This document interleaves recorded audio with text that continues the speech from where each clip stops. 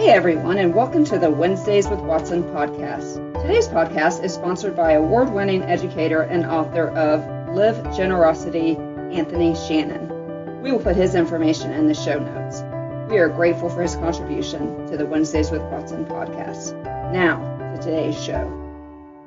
Today I'm excited to introduce our returning guest. Returning to the podcast for a check-in is my memory keeper, sister, friend, partner in crime, Crissy Loughridge. Welcome back to the show, Crissy. Thank you for doing this. Thank you for having me again. You are quite the popular guest around here, these parts, and so as we are doing the check-in episodes, you were on the season premiere of season 2 of PTSD Jesus and YOU, a episode called Shattering Safety.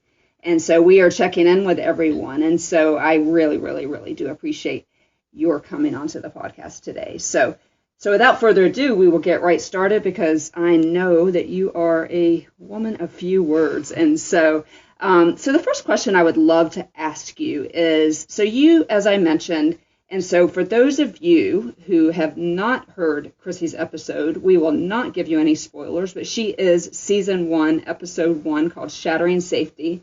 And she tells her story of her own journey with PTSD. And so, Crissy, the first question I'd love to ask you is, how was it like for you to share your story on the podcast? And I asked that question with a little bit of a trepidation because you are incredibly private. We laugh all the time. You have a word budget. So I know that it wasn't easy. But I'm curious, after you told your story publicly for the first time, there might have been a handful of people that knew that story before then. Did anything percolate in your own mind after the interview and in the days and in the months since? Immediately after it went live, the realization that it was out there did hit home. It became real, and that was a little unnerving when you're here recording behind a microphone and nobody's here. It feels like, it's safe, a little, yeah, right. Yeah, so you just kind of feel like it's all good, it's no problem, and then all of a sudden it's out there and everybody can see it. But I will say that since then I've noticed a sense of peace, a sense of relief, and a sense of I really hope that my story helped somebody and it's worth it. And so there's no regrets and there's no sense of, oh my gosh, what have I done? But there was that moment of, oh, golly, everybody can hear this. So yeah, there was that moment. Oh boy, do I know that moment, because the whole first half of the first season, I got behind the microphone and told stories like that. And on Tuesday nights before it would go live, I would just panic. And then as soon as it went live, I absolutely did panic. And so I totally get you on that, my friend, because that whole first half of the first season, I'm behind the microphone by myself. So without spoilers to your story, because if listeners have not heard it, I definitely want them to go back and listen. But in that episode, you talked a lot about shame. You went so far as to share your struggles and fight thoughts that what happened to you that night, that in some part you deserved it. Can you share with us how you're doing with that now? I still struggle with that. And I think that the good thing that has come from it is that I realized that it wasn't just that night, that this is a pervasive problem. This is a wrong thought that is everywhere in my life. And so I am learning to go to the Lord and try to deal with that. There's shame in everything, and there's just the feeling of I deserve. Every time something bad happens, it's okay, well, yeah, Lord, you did exactly what I deserved, instead of recognizing that God loves me and wants good for me. And yes, bad things happen in this world, but that is not his goal, is to find my sin and smite me with big lightning bolts from the sky. It's a wrong thought. And I do think that that's part of my personality, and it's highlighted from that experience. But it's something I needed to deal with. And this helped me realize that it was a lot bigger than just a one event problem. Yeah, and I got quite a bit of communication from people over that because they were like, oh, I thought that was just me that felt that way. And so, Crissy, I've gotten a little preachy on the podcast, and so I'll just say to listeners and to you out there, and it actually made me think too, but we just want to remember, as you mentioned, that God is for us, and shame says, I am the mistake, not I made the mistake.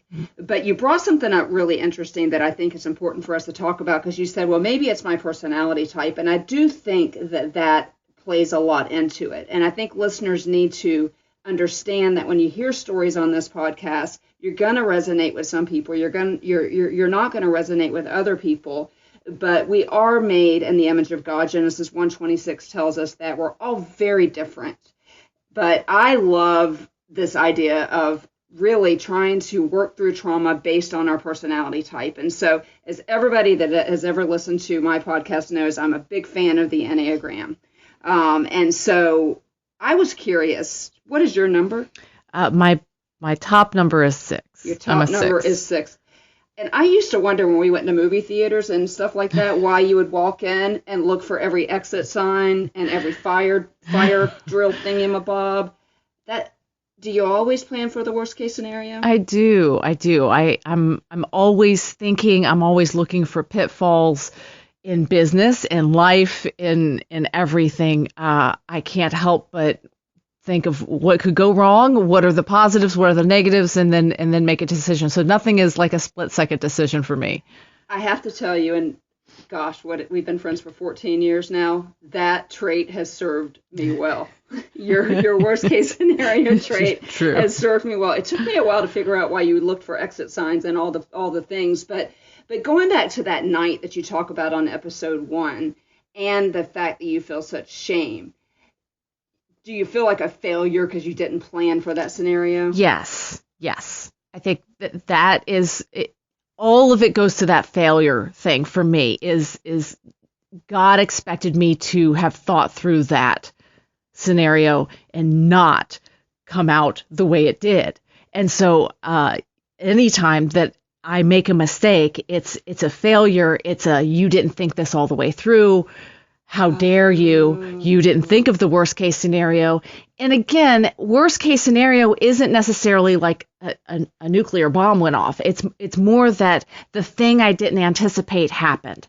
And then that means I failed. And what else am I not anticipating? Yeah. So there's no safety. There's no stability as soon as one of the many paths that I've played out in my head isn't one of the paths that God puts in front of us or that Satan befalls us with. Yeah. And so, I spend a lot of my time, I don't want to say that I live in regrets, but it's in this place of, could I have done better? What could I have done better? Why did I make that mistake? Somewhat then capping it off and putting it behind me, but on major things like what happened those years ago, it's harder for me to put a cap on it and put it in the past and say I'll learn from it because it still affects me. I can't remember. What's the core, they call it the core fear of the Enneagram 6? It is losing the personal support and stability. And so the stability is what was rocked that night. Another time it was rocked is when I had a thyroid cancer. Mm-hmm. It was a surprise. It was not one of the expected outcomes of the tests that they ran. And so those things both have caused different issues for me because you rock my stability or my support and I have a very hard time recovering. Yeah, so speaking of that, so we're talking about safety and support, safety and stability.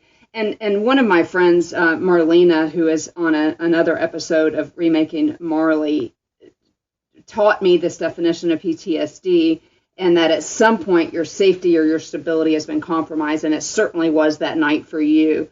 But that stability part has been highlighted by an extreme loss for you and for us. And listeners, I'm just going to tell you in advance, if we cry, we're sorry. But you have lost a major voice in your life that was a stable voice from, does this couch look good here, to should I take this job? How has that loss been highlighted by your need, really all of our needs, but we're talking about your need for safety and stability? For me, it's been very hard in the day-to-day, as you said, the day-to-day questions, and I liken it to a pendulum. Anytime I would swing one way or the other, I had this steady voice, and in some ways, I felt like having a twin that I could talk to, and would always kind of bring me back to middle, to center, and an incredible voice of wisdom, and just someone, loves the Lord, and I could trust that on any given day I was going to get wise advice. Not perfect, and I'm not saying that, that type of thing, but just good, obviously, wisdom. And so missing that has left a gaping hole, I think, for all of us. However, there is the sense of, okay, was I filling a God-shaped hole with someone else? And I dearly love my mother. However, we all do, by the way. Yeah. That's a spot that God can and should fill for me. And so I'm working my way through that. He's not here. He's here, but he's not here. And mom was a lot easier to talk to, right? She spoke up for that. Right. Those things are helpful. Yeah, you can hear. We appreciate that. It's a little harder to ask God if this is a good paint color. Yeah, or the couch should be there. Or the couch should be there. Yeah. However, I know that my relationship with the Lord needs to deepen and strengthen, and I've learned to go and find, because I am a 6 and I do make decisions by committee. It's really textbook 6. Textbook picture of Crissy. Right 6. There. I have found other relationships. Obviously, I come to you, Amy, but I've tried. I don't do well on the paint colors and stuff. I'm sorry. But I've tried to ask other people and try to expand my very small world of friends and ask questions, and the Lord has provided. And so I think that while it's been horrible, I do recognize that the Lord has provided, and He's growing in me too. Yeah, and I can see that, and like I said, my podcast has become preachy, but I can see that growth, but that stability in your life just did all the things. And so for listeners out there, the loss of that stability in your life, the loss of that voice in your life with PTSD gets highlighted. And so for those of you out there listening who are suffering loss, and we all have really, we use this example with you, Crissy, because you're sitting right here in front of me, but we have just all experienced a global trauma, a global pandemic where we lost something. Everybody lost something. I don't care how rich you are or how many family members you are, all of us were affected. And so, and I, by the way, lost that voice in my life too. And it absolutely, and we're going to talk about this in a few minutes, partially, again, because I could always go to her and she would calm me down, and she, I don't even know if she knew what PTSD was, but she knew how to point me back to the Lord, because she would always say, but then there's the Lord. Speaking of that, though, there's something that I struggle with, but I wanted to ask you about in this context of the Lord and the fact that He is safe and that He is stable. The Bible says He is the same yesterday, today, and forever. But we both love C.S. Lewis. We both love Chronicles of Narnia. There's a quote from C.S. Lewis, and the quote is, "We are all between the paws of the true Aslan." And I got to tell you, it didn't feel like I was in the paws of the true Aslan when I was 7 or when I was 35, from my first trauma memory to my last trauma memory. I'm sure it didn't feel like you were between the paws of the true Aslan And for those listeners out there, that is symbolic for Christ. Can you talk to me a little bit about that? Because is God safe and stable? And what's it like to be between the paws of the true Aslan? I think that if this world were perfect, obviously, yeah, we'd be between the paws of the one true Aslan, and there would be no danger, and we would all be good, and we would have no trauma and all of those things. But because that is not the case, it does not stop who God is. He's still good. He's still just and perfect and holy and all of those things, and he is our protector. But bad things are happening. They do happen. They have happened. They will happen. And from my very logical brain, it is hard to put both together.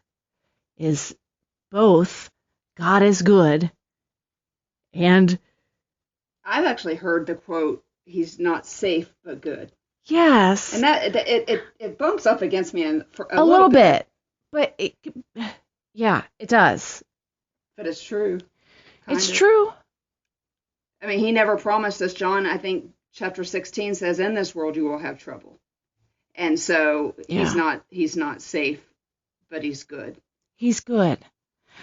I think, gosh, I don't want this to be a spoiler, but this is from a book, when a character was really struggling with God being there in a childhood trauma versus he's good, and what do I do with that?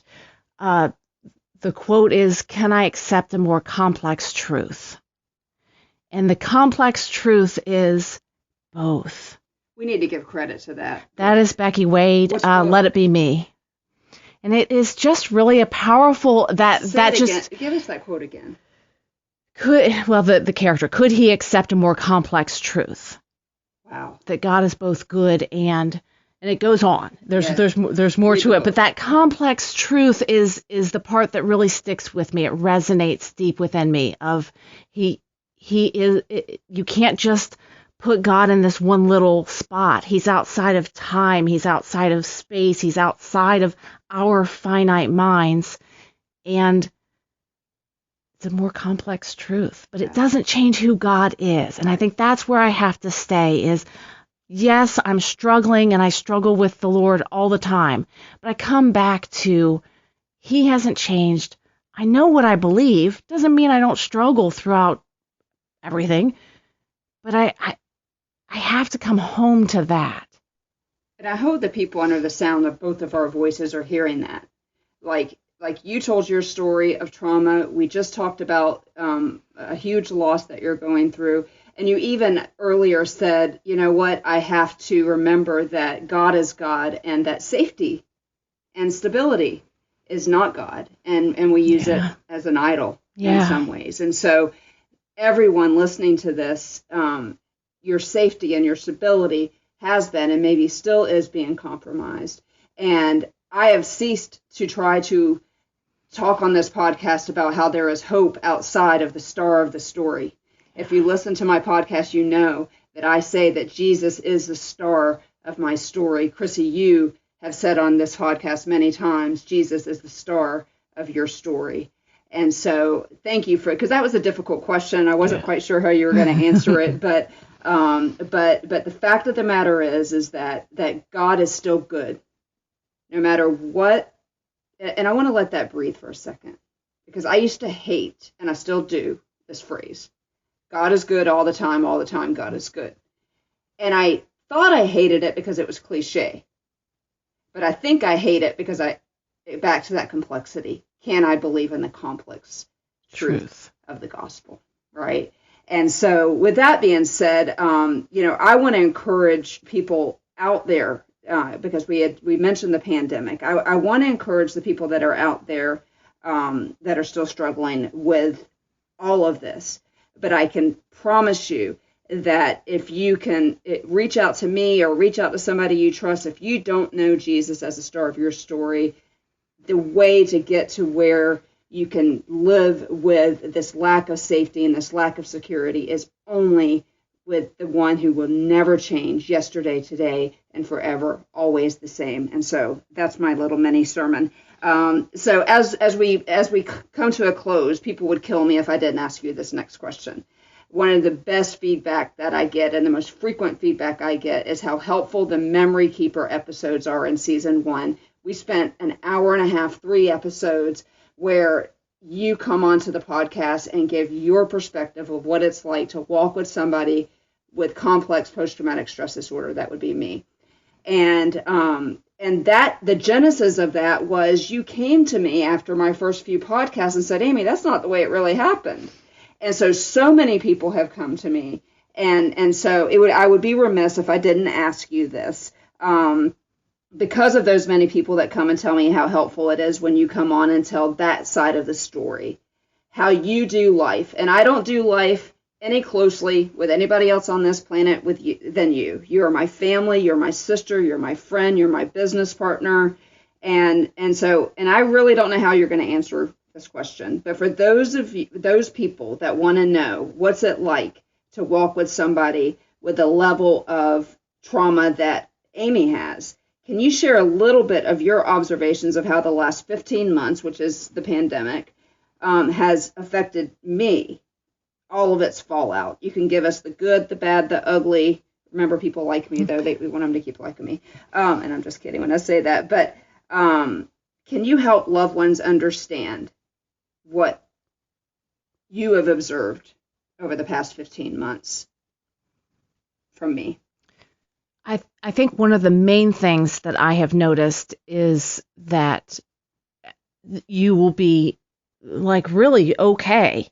And talking to me, and in real time, we will talk and struggle through our fears and everything. And I'll feel like we're in a good place of communicating and feeling like, yeah, we're both struggling, but we're good. And that kind of even keel. And then all of a sudden, from out of nowhere, the next day, I can just look at you and see that you're just not okay. And there's no warning, there's no catalyst that I can see.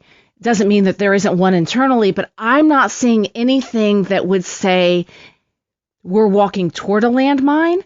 I don't see anything coming our way, and you'll just bang, be struggling. And so figuring that out instead of fighting it. So my initial reaction is usually, we were just fine. I don't understand what happened. We remember we said we're fine, everything's good, we're good. Where did we change? Because nothing will have changed from an outside influence perspective. So the house didn't fall down, or there wasn't a fire, although there was a fire recently. There's no major catalyst. Let's tell that story really quickly, because that's a great example of the fire. Tell that story. Okay, so you were driving home from running errands, and literally there was a fire maybe half a mile from our house, 2 streets over. And these are all well-known streets to all of us. This wasn't a back road. This should have been easy peasy. Amy came up on it and could not find her way home. Called me, couldn't catch her breath. Or is everyone okay? There's a fire. And for once, I immediately recognized you were in a PTSD moment. It wasn't even a flashback. It was just there was no talking you off. So I had to immediately go to, you're safe. I'm safe. I can see that there's no fire near us. We are all safe. I need you to find your way home. And immediately you were still in the swirling, so I had to very carefully walk you back to the street corners you needed to go to get you home. And even go so far as to say to you, you aren't going to make it home if we can't get you to calm down just a bit. And I know calm down is the wrong words, but I couldn't find another way to say it. I don't think you said I did. I did say we've got to find a way to calm things down for you, or you're not going to be able to find your way home. So I need you to just go back out to US 19 and find your way, and keep talking to me on the phone. Talk to me. Okay, you're on our street. Turn into our driveway. And I hung up at that point, and then I went and go look at where the fire was in case we needed I needed to make a worst case scenario plan. In my defense, it was a pretty bad fire. It was a bad fire. Yes. It was a bad fire. But it was interesting to see a moment like that and the flip of the switch where you weren't even yourself. It was like a flashback in that sense. There was no reasoning. You were just not there. So trying to get you off of that, it was like a full-blown panic attack, but you weren't actually exhibiting those symptoms. Yeah, and so for listeners, those of you listening, and that's a great example, because now typically that would have thrown me into a PTSD, I don't even know what we call it, episode, because my family in my mind was on the other side of this huge smoke plume, and that's all I needed to know was that everybody was okay.